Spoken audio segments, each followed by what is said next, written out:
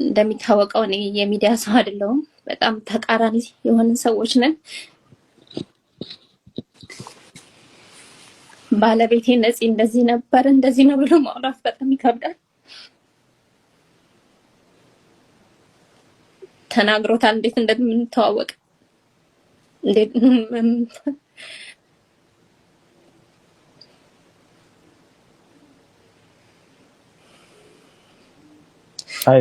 አይዞሽ ይገባኛል ስሜትሽ። የኔ ህይወቴ ነበር፣ ጓደኛዬ ነበር።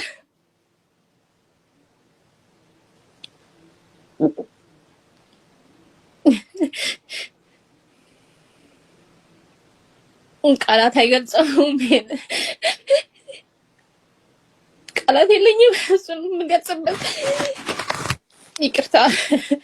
አይዞን እዚህ ስሜት ውስጥ እንድትገቢ አይደለም በዋነኛነት ይገባኛል። ቀላል ነገር አይደለም።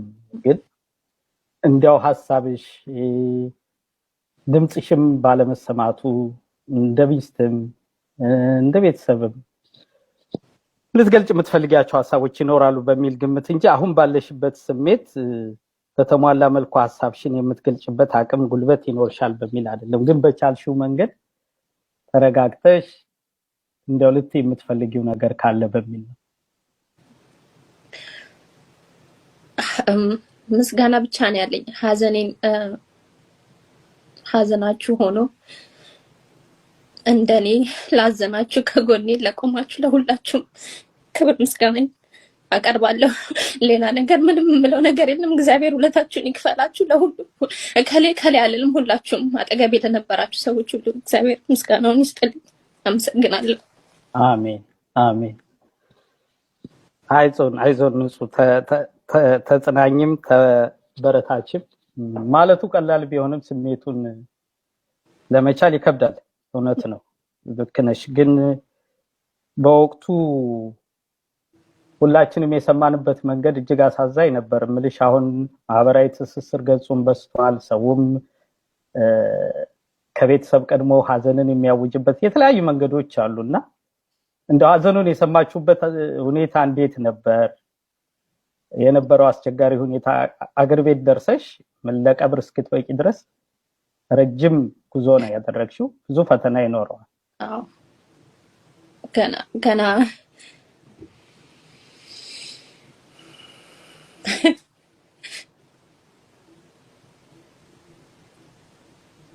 ገና አልተቀበልኩትም። ይመጣል አገኘዋለሁ እያልኩ ነው የምጠብቀው።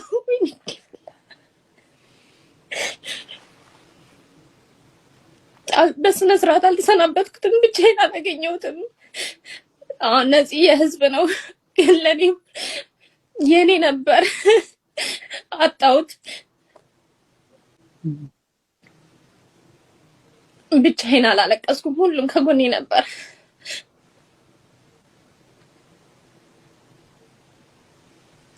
እኔ እንጃ ማለት እንዳለብኝ ራሱ አላውቅም። ይቅርታ፣ ንግግሬ ላስቀይማችሁ ይችላል። ይቅርታ። አይ ብዙ ሰው ይረዳል ብዬ አስባለሁ። በዚህ አይነት ትኩስ ሀዘን ውስጥ ሆነሽ ነው እንዲያው ስሜትሽንም እንድታጋሪ የተለያዩ ጥያቄዎች የሚነሱ ስለነበር እንደ ቤተሰብም እንደ ወዳጅም በሚል ነው ቆይታ እንዲኖረን እንጂ ከዚህ ስሜት መውጣት እንደማይቻል በዚህ አጭር ጊዜ ውስጥ እረዳለሁ። ሰዎችም ይረዳሉ ብዬ ተስፋ አደርጋለሁ። ከዛ ጋር ተያይዞ የሚነሱ ጥያቄዎችም ስለነበሩ አንዳንድ ጥያቄዎችም የሷ ስሜት ምንድነው በዋነኛነት ያለችበት ሁኔታ በሚል ተነጋግረን ነው እንጂ ያለሽበትን እኔም ሁሉም ሰው ይረዳል ብዬ ተስፋ አደርጋለሁ። አመሰግናለሁ። እንዲያው ፈተናውስ ምን ያህል ነበር? ምክንያቱም ነፂ በተደጋጋሚ ተናግሮታል። እሱ ሙያውንም ስራውንም ቤተሰቡንም እኩል ይወዳል። ነገር ግን ደግሞ ሙያውን በዚህ ሙያ ላይ ሆኖ ነው መኖር የሚፈልገውና ወደ ኢትዮጵያ የገባበትን አጋጣሚ እናውቃለን። አንቺ ደግሞ እናትነት፣ ሚስትነት፣ የርቀት ትዳር ፈተናና ችግሩ በስደት ምን ያህል ነበር ፈተናው? አላማ ነበረን ሁለታችንም ልጆቹ እስኪያድጉ ድረስ ትምህርታቸውን እዚህ ሀገር ሆነው እንዲከታተሉ ትምህርታቸውን በጥሩ ሁኔታ ከተከታተሉ ማንኛውም ዓለም ላይ ሆነው ይሰራሉ የሚል እምነት ነበረን ሁለታችንም። ለዛ ነው እኔ ልጆቹን እዚህ ቁጭ ብዬ እዚህ ብሆንም ግን በየደቂቃው ትንንሽ ነገሮችን እንኳን ከሱ ጋር ነበር የምማከረው በእነሱ ጉዳይ። ራሳቸውን አመማቸው ልውሰዳቸው ሐኪም ቤት አልውሰዳቸው፣ ይሄ ጥያቄ ራሱ ከሱ ጋር ነበር የምማከረው።